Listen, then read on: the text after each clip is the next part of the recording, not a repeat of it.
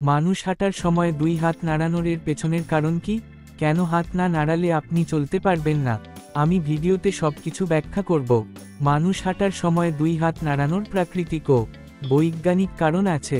শরীরের ব্যালেন্স ঠিক রাখার জন্য পায়ে যখন সামনে পেছনে নড়াচড়া হয়, শরীর সামান্য দুলতে পারে। হাত সামনে পেছনে নাড়ানো হলে এই দুলুনিটা ব্যালেন্স হয়ে যায়, ফলে হাঁটা আরও স্থির ও সহজ হয়, কম শক্তি খরচ হয়। বিজ্ঞানীরা গবেষণায় দেখেছেন, হাত না নাড়ালে শরীরকে ব্যালেন্স রাখতে পেট ও পিঠের পেশিকে বেশি পরিশ্রম করতে হয়। এতে শক্তি বেশি লাগে, কিন্তু হাত নাড়ালে হাঁটা 20–25% বেশি এনার্জি সেভ হয়। স্বাভাবিক এবং রিদমিক মুভমেন্ট। হাঁটার সাথে হাতের নড়াচড়া স্বয়ংক্রিয়ভাবে সিঙ্ক হয়ে যায়। যেমন, ডান পা এগোলে বাম হাত এগিয়ে যায়। এটা শরীরের স্বাভাবিক নিউরোমাস্কুলার প্রক্রিয়া। পেশি সচল থাকে। হাঁটার সময় হাত নাড়ালে কাঁধ, বাহু, বুকে, পিঠের পেশিগুলোও কাজ করে। এতে শরীর আরও রিল্যাক্স থাকে।